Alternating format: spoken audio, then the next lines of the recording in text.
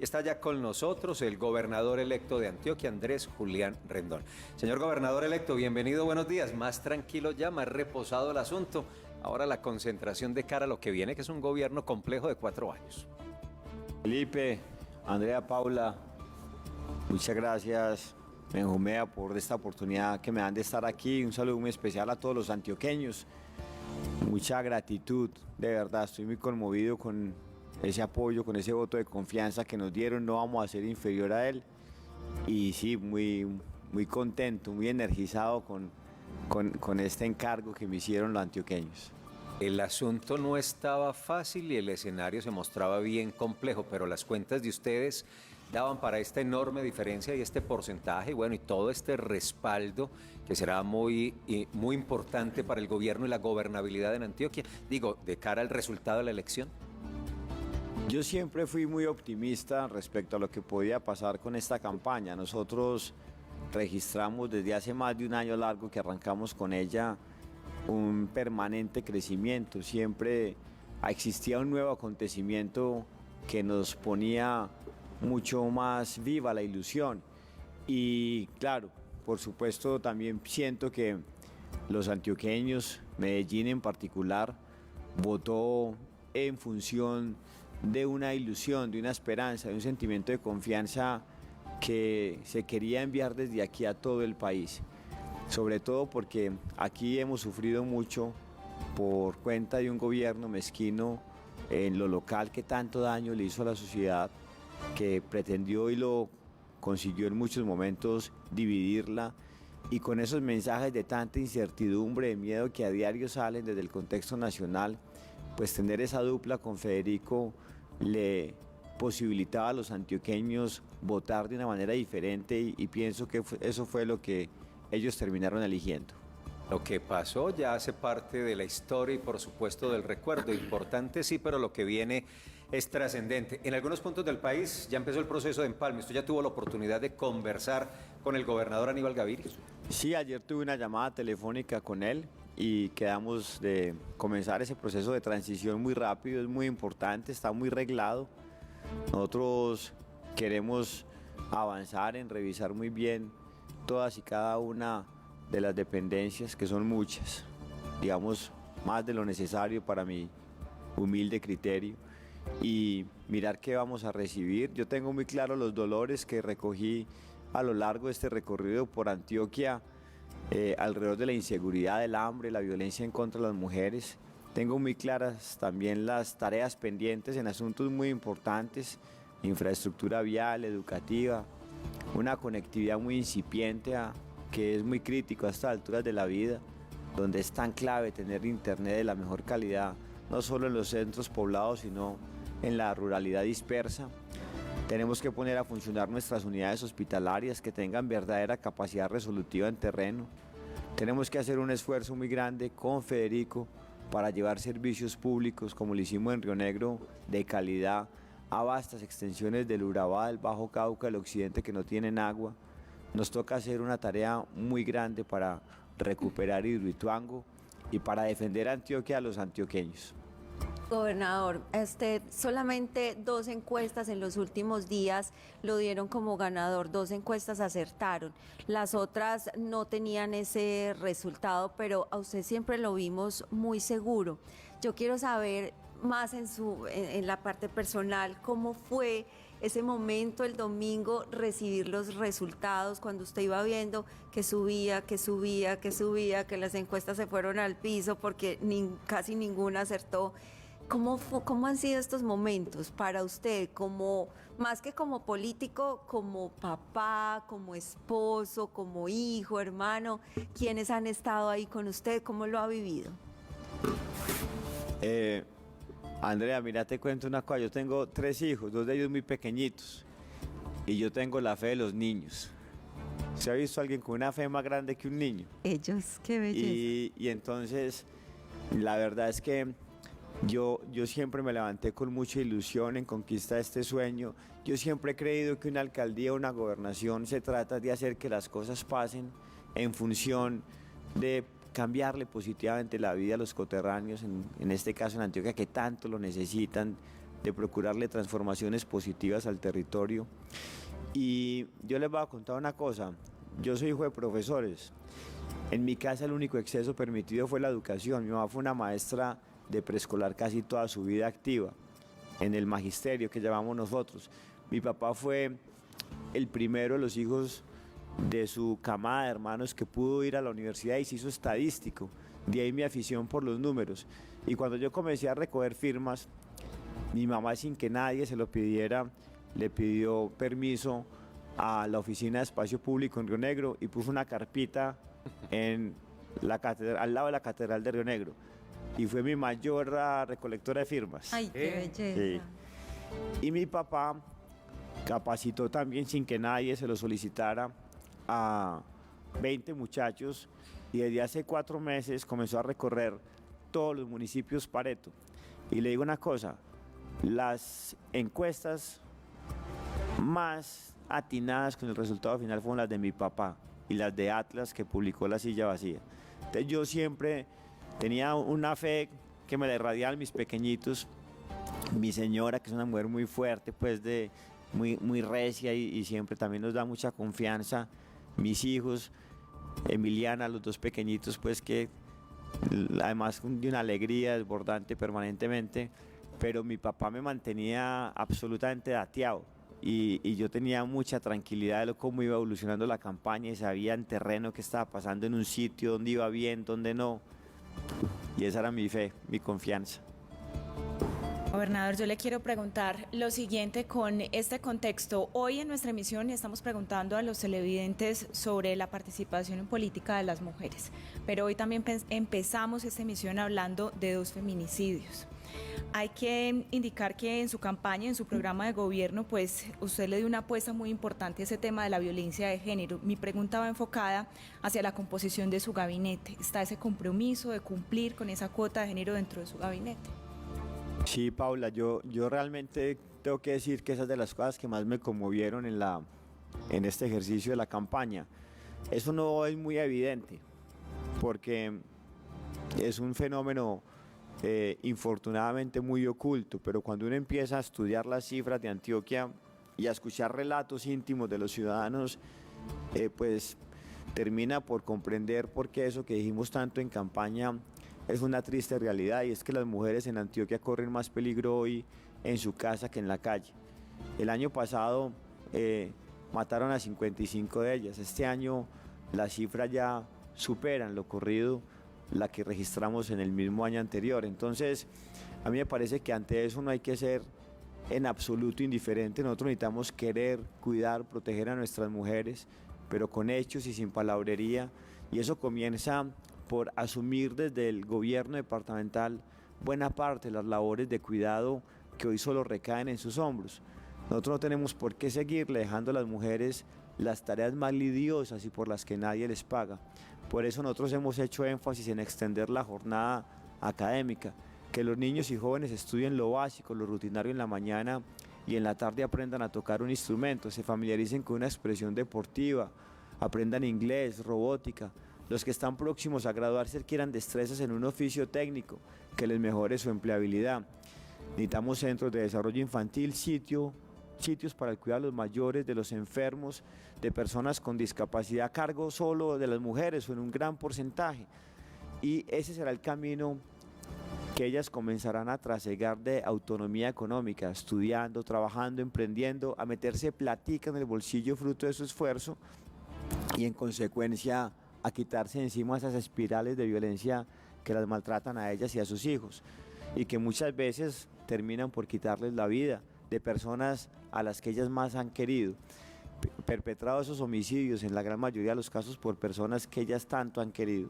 Entonces, esa es la ruta que nosotros tenemos. Estoy muy agradecido con los ciudadanos que le dieron la oportunidad a 22 mujeres de representarnos y de ser nuestras compañeras de trabajo en diversos territorios, porque prácticamente podríamos decir que en cada subregión hay una mujer alcaldesa. Quiero tener un acercamiento con ellas muy rápidamente, digamos, para exaltar ese logro tan importante como sociedad. Y por supuesto, Paula, Yo cuando fui alcalde de Río Negro, más de la mitad de mis compañeras de trabajo en nivel directivo eran mujeres. Eran mujeres, y no lo digo porque esté aquí enfrente tuyo, de Andrea de muchas mujeres televidentes que nos están viendo, eran las mejores, las más dedicadas, las más aplicadas, las que siempre tenían una solución imaginativa. A mí me gusta mucho ese trabajo con ellas porque da unos grandes resultados, y nosotros necesitamos un gabinete muy profesional, muy profesional. Antioquia tiene muchos desafíos, un gabinete decente, con propósito, con mística, y un gabinete que se conecte mucho con los ciudadanos, que no pierda esa posibilidad de estar en terreno. Es que yo soy un alcalde, un gobernador, perdón, elegido, pero yo soy de las regiones. Yo sé lo que implica para un concejal, para alguien que representa a la gente en territorio, lo que es tener la voz permanente de un gobernador, de un funcionario, la escucha, y yo voy a llevar el gobierno a todos los rincones, pero de verdad con soluciones y con un contacto muy directo. Ahí le escuché eso, gobernador. A esta hora lo ven en esa Antioquia profunda, en esos municipios. Usted sabe que Consejo de Redacción es el programa de opinión más visto a esta hora en la televisión regional de Colombia. Las señoras paran de hacer el chocolate para verlo, y aquí la sintonía es total. Están esperando que... Usted no sabe lo que yo agradecía cuando me invitaban aquí, porque al otro día me decían lo vi en televisión. Recuerde bien esta nómina, gobernador. Pero bueno, mire, gobernador, yo le digo una cosa. En este momento lo están viendo en esa Antioquia profunda. Sí. Y usted dijo una cosa que me gustó mucho. O sea, al campesino le importan dos cosas: la escuela y la vía. Y la seguridad. Y la seguridad, por supuesto. Sin duda, estar seguro. Pero ese entorno de la escuela solo se puede dar si hay una escuela que tenga buena infraestructura, que tenga internet, que tenga seguridad, que tenga servicios públicos y que tenga comida. Es decir, que los muchachos por el gancho, porque el muchacho no le va a tocar guitarra si tiene hambre. Entonces, claro, eso es lo que tenemos que decirle a los campesinos, que cuenten con esa labor, porque me gustó mucho eso. O sea, reforzar eso es fundamental, porque la esperanza está en ustedes, esa gente que nos está en Auriaquí, en Peque, en las veredas de San Juan de Urabá, en esa Antioquia profunda. Pues a usted lo están conociendo hoy elegido, y esa expectativa hay que casarla, hay que sellarla hoy con ellos. ¿Qué decirles? Pues mire, lo primero que hay que hacer, Benjumea, es levantar la infraestructura educativa. Claro. El 90% de las 4.300 sedes educativas a cargo del departamento no tiene internet, que ya es muy grave a estas alturas de la vida, pero lo más triste es que están cayendo. Un cuarto de ellas ni siquiera tienen agua ni alcantarillado. Entonces lo primero es la dignidad para que los niños puedan ir a estudiar con regalía. Después de pandemia en Antioquia no volvieron a estudiar 40.000 niños y nadie sabe dónde están. Hay que ir a buscarlos. Salir a buscarlos. Hay que salir a buscarlos, porque hay que volver a mantener la escolaridad. Uno de los primeros proyectos, tal vez el primero que habré de erradicar en la Asamblea el 1 de enero, es dedicar la totalidad del impuesto vehicular a combatir el hambre. Ese es el tributo más importante hoy de Antioquia, y lo vamos a llevar a un patrimonio autónomo, a una fiducia, a una cuenta bancaria, y que en ese patrimonio autónomo tenga una junta. Voy a invitar al Banco Arquidiocesano de Alimentos, con la aprobación, por supuesto, de la Asamblea, a las organizaciones sociales, a los empresarios, para que manejen los 430.000 millones de pesos con un solo propósito: que les lleven 2 comidas al día mínimo a los 450.000 niños y jóvenes que asisten a las escuelas y colegios públicos de Antioquia, y durante todo el año. Yo quiero replicar esa experiencia que ha tomado lugar en países como Japón y Estados Unidos, que han conectado el pago de un tributo con un propósito loable. Y allí ha pasado, y espero que acontezca aquí también, que cuando los ciudadanos ven que un determinado impuesto va a un propósito noble y loable, pagan voluntariamente más. Yo le voy a decir a los antioqueños, este tributo no lo va a manejar más la gobernación, va a estar direccionado única y exclusivamente por el Banco Arquidiocesano de Alimentos, con otros acompañantes, para derrotar el hambre en los niños y jóvenes. Ahí hay noticia importante. Buenísimo. Estamos en conversación a esta hora en el Consejo de Redacción de Teleantioquia con el gobernador electo del departamento, Andrés Julián Rendón. Son las 8:44. Gobernador, hay unos temas Centrales, en términos bien antioqueños hay un chicharrón enorme que se está manejando por estos días que pasa por el relacionamiento con el gobierno nacional y es la no inclusión en el presupuesto general para el año 2024 de la plata que se requiere para terminar las 4G, con el riesgo enorme que eso implica, además porque no son vías al servicio de Antioquia, pasan por Antioquia, pero son vitales para el desarrollo del país y con el riesgo, por ejemplo, de terminar el túnel Guillermo Gaviria Echeverry, túnel del Toyo, que se quede ahí porque el acceso no está habilitado. ¿Usted cómo pretende, cómo cree usted que se puede resolver a partir del 1 de enero esta situación? Y en esa resolución, ¿qué papel jugaría la bancada antioqueña? Pues mire, Felipe, ese es una manifestación más de las muchas que infortunadamente hemos tenido como de rabia, de odio del gobierno respecto a Antioquia. Ellos han dicho que no le ponen plata a eso, que es pues para los ricos de Antioquia, poniendo en grave riesgo no solo nuestra competitividad, sino además la conexión que podría tener todo el suroccidente del país con el puerto más próximo que podrían tener en el Caribe colombiano, que es en el nuestro, en el Urabá antioqueño. Pero bueno, mi señora cuando me escuchaba decir eso, una vez yo me levanté de una emisora y yo tenía como 30 llamadas de ella y cuando le fui a responder me dijo, ¿y cuál es tu solución? Y entonces mi propuesta es la siguiente, vamos a ir al Congreso. Ayer precisamente estuve hablando de ese tema con los congresistas que me acompañaron en la campaña, no solo de mi partido el Centro Democrático, sino con los liberales, con el doctor Juan Felipe Lemus, y quedamos en que íbamos a hacer una reunión con toda la bancada antioqueña y nos va a tocar aproximarnos también a todos los congresistas del país con este tema que toca a toda la nación. ¿Qué vamos a hacer? Buscar que con la concurrencia del Congreso se modifique la ley de concesiones, la ley de APPs, de alianzas público-privadas, porque hoy esos contratos solo pueden estar adicionados hasta en un 20% de su valor inicial, cuando lo rutinario en el Estado es que se adicionen hasta en un 50%. Si eso llegara a aprobarse, ojalá con el favor del Congreso, no tendría que ponerse un solo peso del presupuesto general de la Nación para cubrir los faltantes hasta por 3 billones de pesos que se tienen, no solo en las vías del suroeste, en el túnel del Toyo, sino también en la conexión norte. Esa es una primera salida. Si eso no nos funciona, o paralelamente, para mejor decir, vamos a trabajar en fondear al IDEA. El IDEA es nuestro mejor instrumento de desarrollo. El IDEA tiene posibilidades de colocar en el mercado hasta 7 billones de pesos, prestar hasta 7 billones de pesos. Solo tiene prestados 1.5 billones. Es decir, tiene un margen de crecimiento muy importante para promover el microcrédito, financiar el emprendimiento, para hacer líneas de crédito de vivienda como lo vamos a hacer en favor de los antioqueños. Hay 600.000 familias sin casa y para habilitar cierres financieros también a proyectos tan importantes como esos que no los vamos a dejar a medio acabar. No nos vamos a dejar chantajear con eso, vamos a buscar soluciones imaginativas, siempre respetuosos en el marco de la ley, pero vamos a sacar eso adelante. Nosotros los antioqueños no nos va a quedar grande eso, se los aseguro.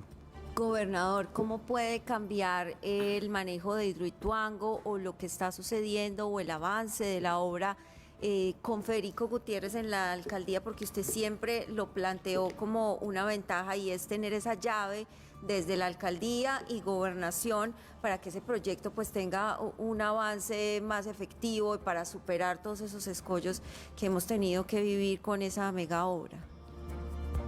Miren, nosotros con Federico no vamos a estar sino en la cordialidad, en la amistad que nos ha unido, no solo en este proceso electoral de tiempo atrás. A mí, el doctor Federico, siendo alcalde de Medellín y yo de Río Negro, nos posibilitó llevar agua potable al municipio, invirtiendo cerca de $500 millones de pesos, y por eso yo tengo una ilusión tan grande que con el EPM no solo será un motor de desarrollo para Medellín, sino también para Antioquia, porque ya lo viví con mucha generosidad por parte de su gobierno y EPM en Río Negro. Pero nosotros en la relación puntual de Hidroituango no vamos a estar ni en el odio del pasado, que a él le tocó enfrentar en su anterior periodo, ni tampoco en la pasividad del presente. El gobernador tiene que ser un hombre, en este caso, en función de los máximos intereses de Antioquia, muy activo en ese tema de Hidroituango. Allí nosotros necesitamos muy rápidamente con Federico poner a funcionar las 8 turbinas. Es que la mayor dificultad de Hidroituango no fue la calamidad natural del 2018, eso se superó además con mucho heroísmo por parte de los ingenieros de EPM. La mayor dificultad del proyecto de Hidroituango fue tener un alcalde que desde antes de hacerse elegir ya quería destruir el proyecto. Entonces, con Federico eso va a ser en una tónica muy diferente, en una tónica de generosidad, de amor y de respeto por Antioquia. Nosotros tenemos que cada una de esas turbinas que pueden generar hasta $500 millones de pesos de utilidad entre en funcionamiento rápidamente, no solo para que pague los sobrecostos de la obra, sino para que también empiece a botarle platica al departamento, que la necesitamos mucho. ¿Pero seguirán las demandas del departamento de EPM? Por eso decía, no vamos a estar ni en el odio del pasado, pero tampoco en la pasividad del presente. Vamos a tener un diálogo muy franco, muy técnico con el doctor Federico, porque miren, les cuento una cosa, esto es una vaina muy técnica, pero se lo resumo así. El precio de energía por kilovatio hora que se estableció en el contrato que habilitó la construcción de la hidroeléctrica está tasado en 100 pesos kilovatio hora, pero hoy la bolsa registra precios de 1.000 por kilovatio hora, y en los contratos que hace EPM a futuro están arriba de 300.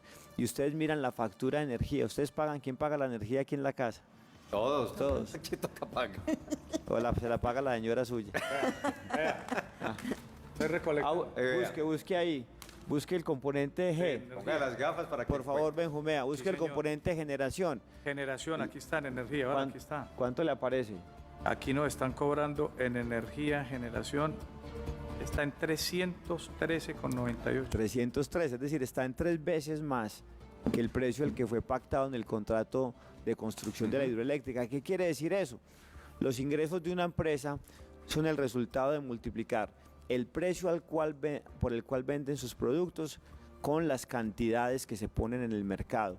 Entonces, las cantidades no son las mismas porque la empresa no está generando, el proyecto no está generando la energía que debía estar generando para la fecha, pero el precio se ha triplicado, y eso permitirá una discusión muy franca, muy abierta, muy técnica para pagar los sobrecostos, pero también para recuperar inversiones rápidamente y que nos entre platica. Bueno, y ahora que usted está tan amigo de Fico, mire esta factura, mire el valor.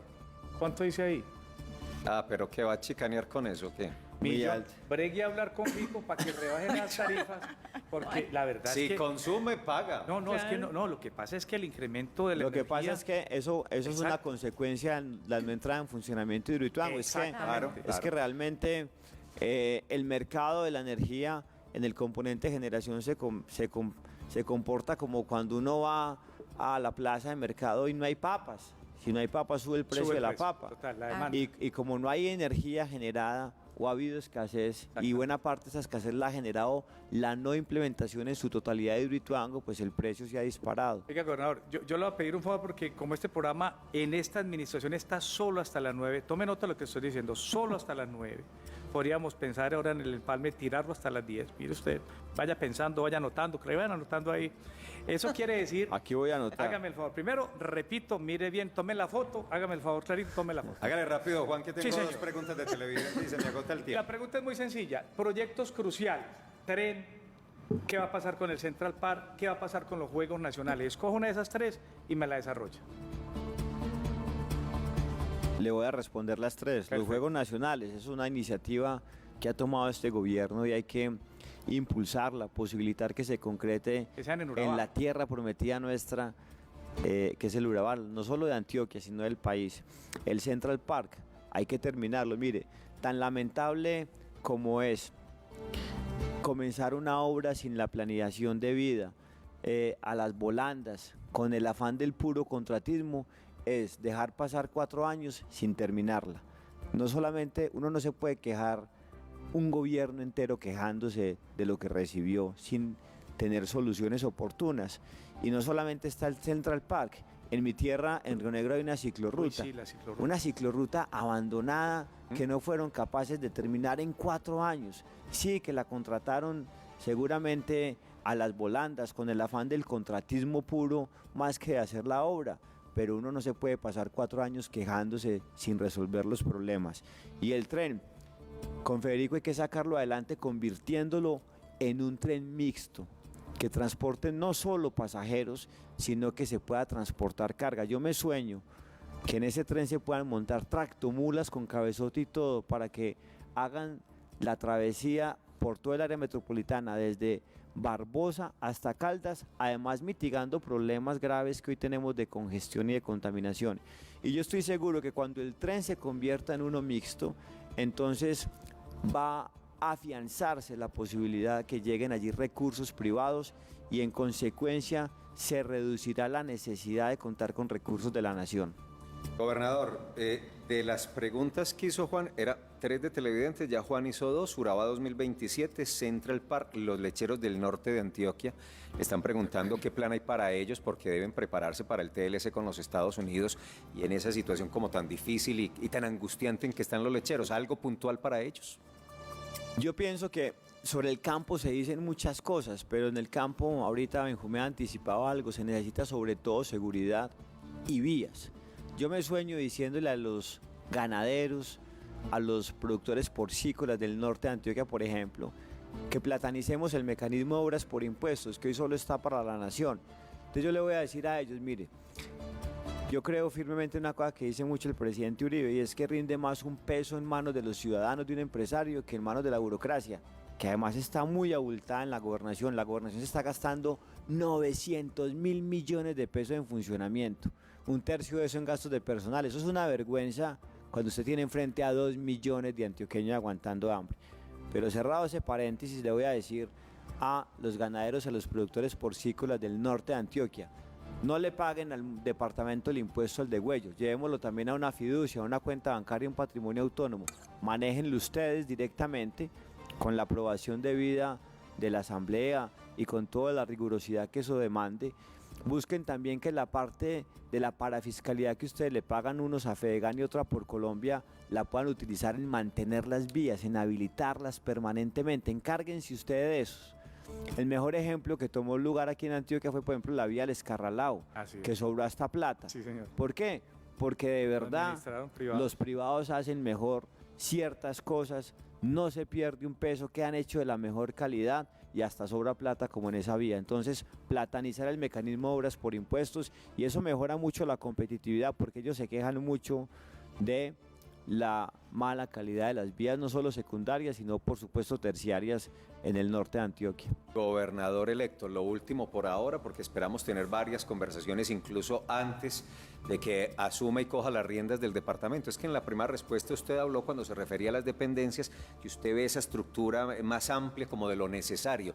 En esos términos, ¿qué está pensando? ¿Usted está pensando en un plan para reducir el tamaño de la entidad central de la gobernación y de alguna manera también de las entidades descentralizadas del orden departamental? A mí no me gustan esas vicegobernaciones que hoy llaman seres. Me parece que eso es una burocracia innecesaria. Eso aleja además, digamos, un diálogo permanente que debe existir entre los colaboradores. A mí me gusta mucho la forma en que trabajaba, por ejemplo, Paul Bloomberg en Nueva York, que él ni siquiera tenía una oficina, sino que despachaba desde un galpón, lo llamaba él. Y entonces él estaba en un pequeño cubículo y tenía a todos los colaboradores alrededor, casi que él decía, como él decía, un grito de distancia, porque es que el tiempo de servicio es muy corto y yo realmente pienso que es mejor tener un Estado pequeño sin vulnerar los derechos del trabajo de ninguna persona a los que ya están en carrera administrativa, pero hay mucho cargo directivo innecesario en la gobernación de Antioquia. Es que usted decir que tiene entre el nivel central y el descentralizado 50 dependencias, a mí me parece que eso es una exageración y nosotros tenemos que dar un mensaje de austeridad en un momento tan difícil de la economía colombiana y en un momento donde hay tantas necesidades sociales en la calle en Antioquia.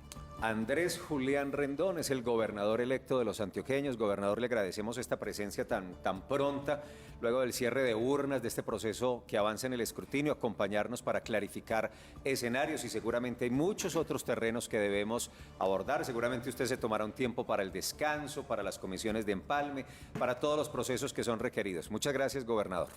Y muchos éxitos en su gestión. A ustedes muchas gracias por esta oportunidad que me dan de estar aquí y un saludo de gratitud y aprecio para todos los antioqueños. Vamos a dejar hasta el último centímetro de piel porque la vida de nuestros paisanos cambie, porque este hermoso territorio que es Antioquia se transforme. La campaña cesó en la tarde del domingo anterior y desde ese mismo instante yo estoy a órdenes de todos los antioqueños, de todos los que votaron y los que no votaron por mí.